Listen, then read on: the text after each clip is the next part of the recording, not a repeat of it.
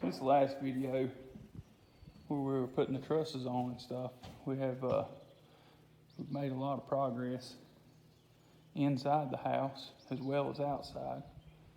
I'll take you out here in just a moment and show you what the outside looks like, but for now, this is the inside looking from the great room up to the loft area.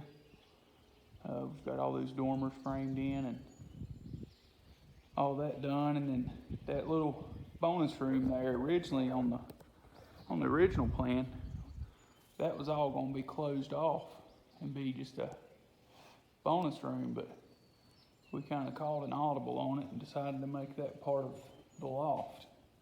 So we're just going to take the railing from this wall, come over here, 90 in it, and then go down this wall until it meets this end wall that comes in right from this side. So ought to make for a nice area up there. And eventually we had decided we'll put a picture window over here in that end right there, just to let some natural light in here. So yeah, we got, as you can see from down here, we've got all the roof sheeting on, and we've actually gotten almost all the shingles put on. We'll go through the inside first, give you an update of what's going on.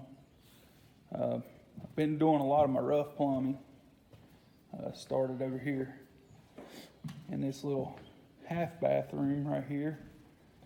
You see we got our drain coming up, and then we've got our two stub outs for our water lines. And these stub outs are made to take PEX right here, so I won't have to bring my PEX up and take a bend to come out through the wall.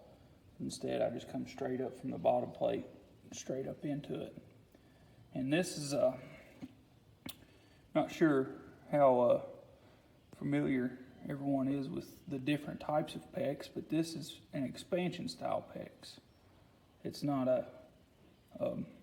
the crimp style, so you don't use crimp rings, but instead you use these.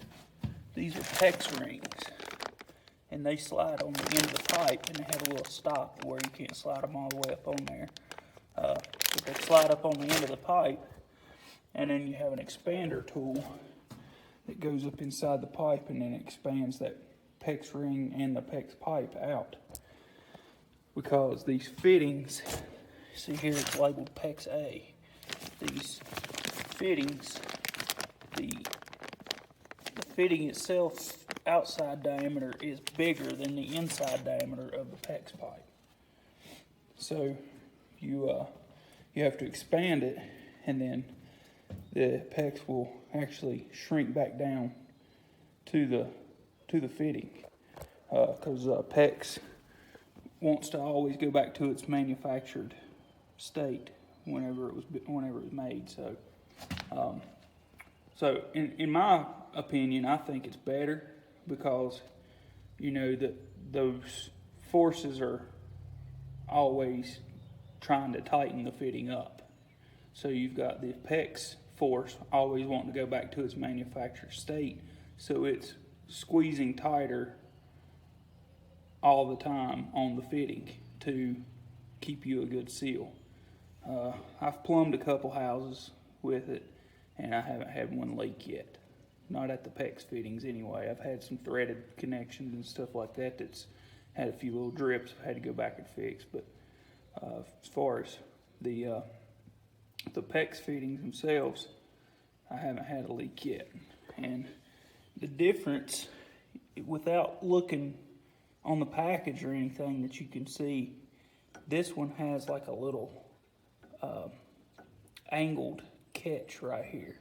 This fitting does for the expansion PEX, and also, I mean, it's a bigger diameter than the crimp style, but it has this catch right here. The crimp style actually just has little rings around it. They're just little rings. They don't have this angled catch to it like these do. So that'd be a quick reference if you're ever looking at them. You're not sure whether they're PEX A or PEX B.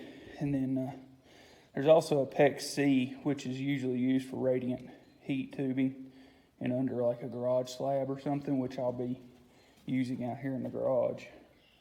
I gotta actually, once we get all this stuff moved out, I've got to take down 2 more inches of gravel to account for the 2 inches of rigid foam insulation that's got to go in under that. So I actually ended up getting too much gravel in here, but it's no big deal, just got to take it back out. But anyway, back to the plumbing here. So we've got our vanity, we'll go here, and then the toilet over here, obviously, with the toilet flanges already plumbed in. And I bought these that have the test cap made into them. And then after you've tested the system, you just knock those out with a hammer. Pretty simple. And then we've got our stub out there for the toilet. And then this here is the vent pipe that goes up for our toilet. It's got to be vented. Code says that any trapped fixture has to have a vent. And the vent has to be at least half the size of the drain or bigger. So I'm using 3-inch drain. I'm using a 2-inch vent. We're more than adequate there. So we're good there. And then as far as the sink drains go, everybody usually uses 1.5 inches on a vanity drain or any sink drain or anything. I stepped it up to 2-inch. I just think that it'll be a little bit better in the long run. So I stepped it up to 2-inch. Now with that being said, whenever I come out right here, when I put my fitting in there, I'll probably put a bushing in there and come out 1.5 inches in under the sink, just because the P-traps and stuff that you buy, the little screw together P-traps and stuff, are usually for 1.5 inches or 1.25 inches. They don't really make them. I guess they do make them for 2-inch, but I mean, the standard is 1.5 inches, 1.25 inches. So when I come out from that fitting right there, it'll actually be stepped down to 1.5 inches. So let's move around here, show you the laundry room. So you come into the laundry room here, there's my washer, plumbing all done there, roughed in. There's actually a cap inside of this box here, a test cap also, that keeps it from leaking, so you can test the system as well, just like the toilets have. And then all the ones for like the vanities and stuff, I'll have to get some of those glue-in caps or something, something to kind of plug them off, just so we can get them tested good. But there's for the washing machine, and that ended up being a little bit far over than what I wanted to, but I mean, it is what it is. What I was running into is there's a truss, floor truss, that goes like right past this toilet flange right here. So if I would have ran, I could have ran this pipe over right here and brought it up and then teed off of it just like I've done here, and then done my trap and all. But I mean, it's no big deal. As long as the washing machine will set right here, and the hoses and everything should reach fine. So shouldn't be no issue. So then I got over here to my laundry room sink. Got it stubbed out here, roughed in, and then I've ran all of these vents up through the top plate, and that's as far as I've gone with them so far. So all those vents I've got to tie together, and then they will go over to, I don't know if you can see that on camera or not. Where's that? Let me find it. There's a vent pipe there somewhere. Right there it is. That black vent pipe right there. So they'll all tie into that. So that'll be my venting for this end of the house. So we'll go over here to, this is where the toilet closet goes for the master bathroom. So we've got the toilet flange in there, and I'm going to end up moving this stub out right here. I'll move that. It's going to go, we're actually going to come up through the floor with it. Reason we can't go here is there's a pocket door. That's the pocket for the pocket door right there. And so it would interfere with that. So we're just going to go right here and come up through the floor with it. Should work fine. We just have to put a straight stop valve in there instead of a angled one. And then here's for our double vanity in the master. We've got it pretty well roughed in, all except for running the PEX to it.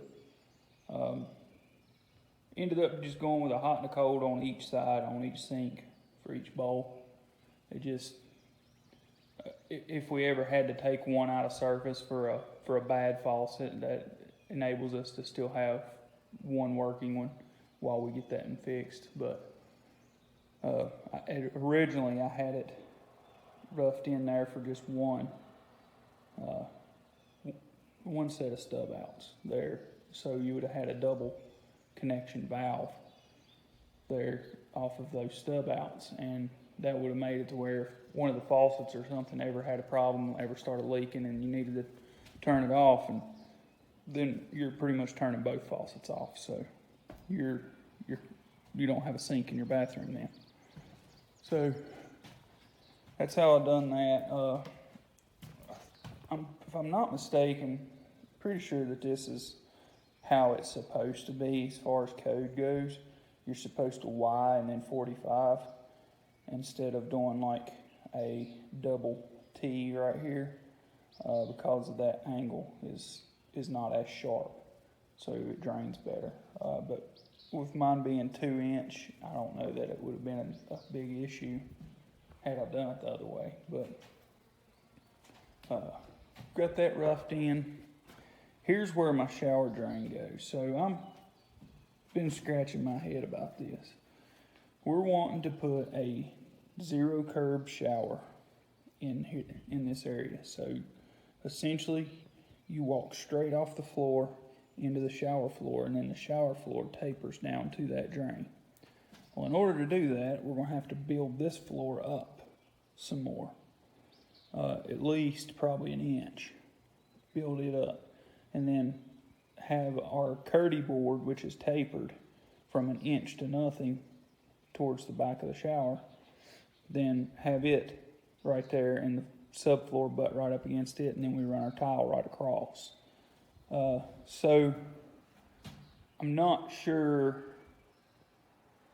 with this drain how I'm supposed to do that, because this drain, as you can see, it has little leveling feet on each side. Has little leveling feet on each side. Well, those leveling feet are meant to go on the subfloor, and then there's meant to have another connection right here, like I can't remember what it's called. I'll show you right here on these instructions. So this thing, a clamp down drain. It's meant to have that there, and that's what you run your waterproof membrane into, and then clamp it down so it seals it, and it keeps it from leaking down into your subfloor. So it's meant to have that, and then that threaded connector right there laying on top threads into it, and it's got an O-ring. It's got an O-ring inside of there, and then that O-ring seals right against this stainless pipe that comes off the bottom of this drain. And so in order to do that, I'm going to have to probably cut that section of subfloor out and drop it down. Drop it down enough to where I can achieve that. It's going to be I'm just going to kind of have to figure it out. I'm thinking if I drop that down to where I can get the drain adjusted just right to where it needs to be to achieve my zero curb, then I could put some blocking from the trusses and under that piece of new subfloor basically, and just build kind of like a box for that to sit down in. And then fill it in with the mud after we get our waterproof membrane all put down in there and everything. So it's just going to take some figuring out to do. I'll get it figured out eventually, one way or another, and then I'll let you guys know whenever I do. So that's pretty much what I've got done on the interior, on the plumbing side. We've got most of the interior walls framed up. We've still got a few up here along the stairwell and all that. That's got to be framed in still yet. We've got a wall that goes from here to that wall right there that walls off that bedroom, and then a closet in there to frame up. And then that should be all the interior framing left to do. So in this bathroom, I've started to rough in a little bit. I got my toilet flange in there, and then I've got the vent pipe comes up through there. This right here for the sink. It's going to be a double sink in here, double sink vanity in here again, so I've got my fitting laid out here for it. And then we've got a bathtub drain that goes over here. I'm going to go ahead and put the bathtub in. I'm going to go pick it up from Lowe's tomorrow. So go ahead and install the bathtub so I can get my drain roughed in where it goes, just where it needs to be. And then that's for the vent pipe for the bathtub to go up. And then they'll go up in this cavity here, in this ceiling cavity right here, and under the subfloor for that upper room. And they'll all tie together right here in this point, up above this top plate, and then run over to their own vent that is right there, sticking out of the ceiling. So that's pretty much all it's got going on in the inside. We'll walk outside and I'll show you what we've had going on out there. We've got some running out of materials out here, which is a good thing. So not near as much trash laying around. So, and there's the shingles. We went with Owens Corning Duration architectural black shingles. There's where the vent pipes come up. There's that one, and there's that one. And we transitioned to ABS for just the aesthetics reason. They look better. It looks better on a black roof with a black pipe sticking out of it. You know what I mean? Even though we've got that silver flange there around it, it still looks better with the black pipe. So we decided to go that route. I'll just have to use a transition cement, PVC to ABS cement to glue that fitting on right there, which you can get. Otay makes it at Lowe's, so you can get it. There's one section right here that we haven't gotten done yet. It is right there, this gable where it comes out, and then this roof slope on this side. We still haven't gotten the shingles on it, on this one little section on this end. I don't know if you can see it, really. No, it's too high up there. All right, let's go around this side and see if you can see it. All right, so now still can't see it. Anyway, we left that for last because these trusses, these porch trusses, got to go up there. And then we got to figure out a way to tie those trusses into that roof, into that slope, and not be too close to this wall right here where with the valley, so water's not running in against that wall.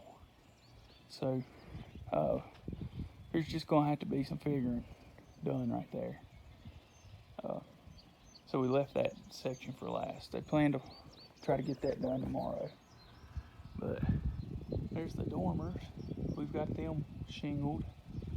Got everything, all the shingles on this side and over to here. Let's walk around here on this end. Show you what that looks like from this end. Today I've been just up here trying to clean up some trash and stuff. Just picking up scraps and haul them off to the recycle center. So there's this end. You really can't tell it unless you're looking at it, but this roof has a 12-12 pitch and that roof has a 9-12 pitch. And standing right here, you can't really tell it, but if you kind of look at it for a minute, you can tell. So that's what's been going on the outside. I still got some more taping to do on the zip board, which I had to go buy another box of tape. Got that expensive, terrible zip tape. I just wish that Huber would start coming down on some of their prices. It's crazy. And if you've been watching or been building or anything, you're well aware of the cost of all these materials. I almost hit it when I bought all my materials. I almost hit it at the exact time that it was at its peak, the most expensive it's ever been. And fortunately, I didn't hit it dead on that. So I ended up coming out a little better than what, say, people are, as if they're buying materials today or last week. So watching the market and how it's been trending, lumber has been trending downward. So it's hopefully there's light at the end of the tunnel on that. But for me, it doesn't really matter. All mine's here already. It's nailed down. So it's already been bought and I paid way too much for it. But life goes on. Can't stop for something like that. So, but anyway, I got some time-lapse video of them putting the shingles on the back. So I'll post that up on this video. I'll put it in here on the end of this video. And I plan to do also a time lapse of me finishing this bathroom in right here. So when I do that time lapse, I'll tack it onto this video too. So yeah, so if you want to keep updated on what's been going on with this project, y'all just keep checking back.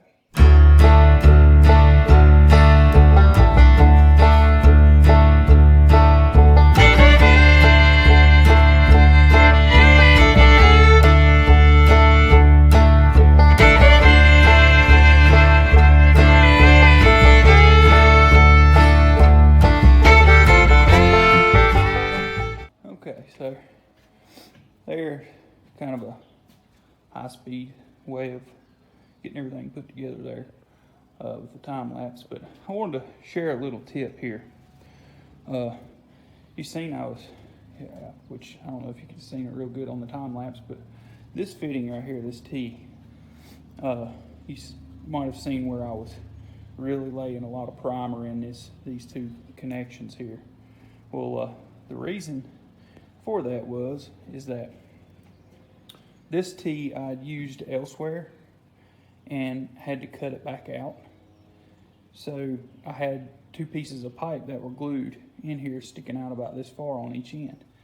And as the Perkins brothers would say, as a little bit of a pro tip here, if you want to save those fittings that are already glued like that, take a heat gun. I took a heat gun and I heated that piece of pipe up right there. Then take a pair of needle nose pliers, or just really any kind of pliers you can get a hold of that piece of pipe there with, and twist it.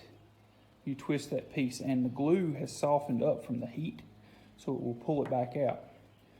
Well then, once you twist that piece out of there, you could take your primer and really go in there and soften up that remaining glue that's in there, scrape it out with your knife, and then go in and primer it again and keep it good and soft. And then you can glue it back up and reuse that fitting.